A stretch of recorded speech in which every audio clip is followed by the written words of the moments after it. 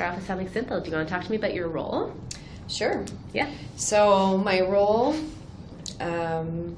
my title is the application support specialist for the finance team. Okay. So what our team does is we support the maintenance branch for all financials. We're kind of the voice between finance and the maintenance branch, right? So we're that key communication between the two. We make sure finance's best interests are looked out for. At the same time, we learn a lot about the maintenance branch itself, about all the processes and their transactions, and for example, the cost of overhauling an engine. How do we split it up over time, and how does it make sense? And financially, how does it ensure that everything is right?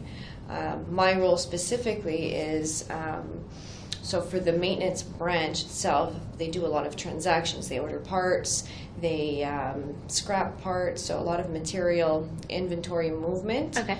A lot of orders, so we have operational expenses, and so a lot of orders, like repair orders, are being placed, and we're maintaining the quality, I guess, of our components. Okay. So my role is really, so all these things get transacted in a system we have. It's called Trax. Okay. And my role is really to be that Trax specialist, because it's not a financial system, but it feeds into our financial system. So it's very important to understand all the transactions that happen, the journal entries that occur, and movement of inventory wise that way. So my role is really to be a support to my team, who is support to the branch, to be able to understand all of the business transactions that are taking place. Oh, that's really interesting. It is. And you've been here for quite some time. Have you always been in that role? No. So I've been in this role for the last almost 2 years. Okay. And before that, so maybe I'll talk about a bit about my background and how I got to this point. I started here in 2005. So in 2005, I had graduated from high school.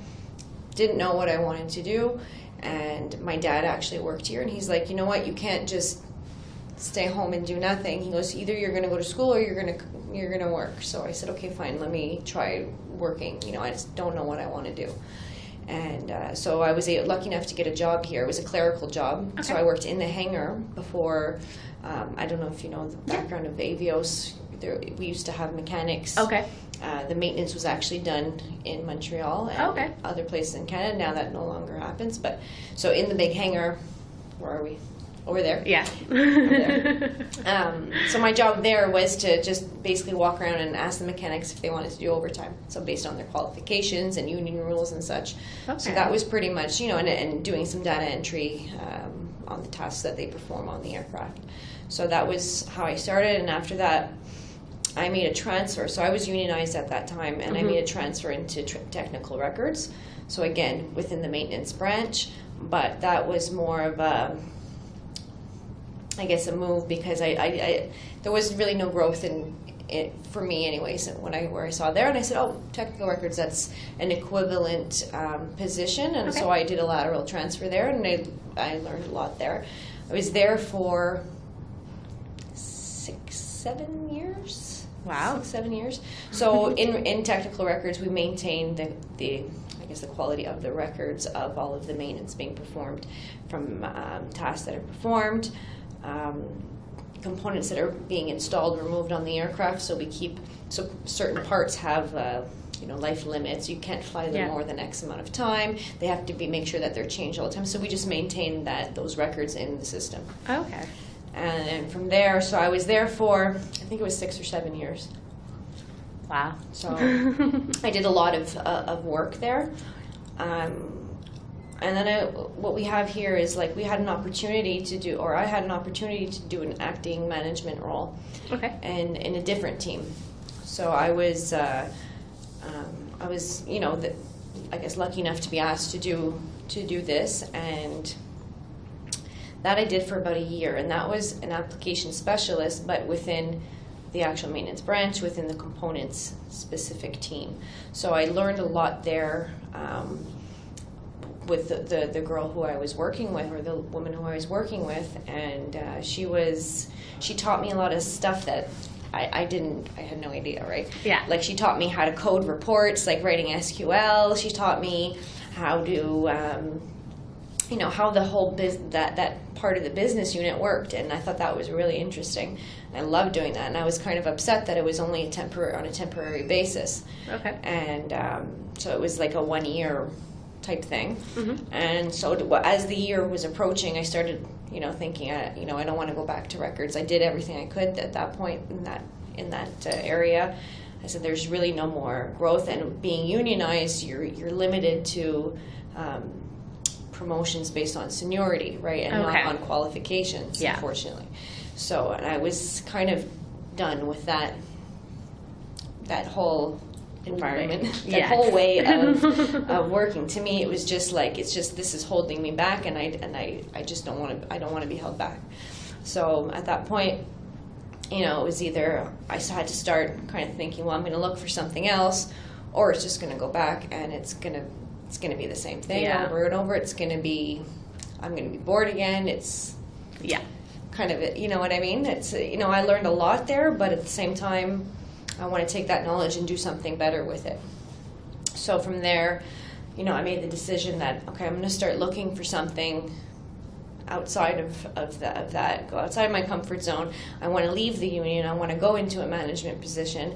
And so from there, I had heard through the grapevine about the current job that I'm in now. There was going to be an opening for it.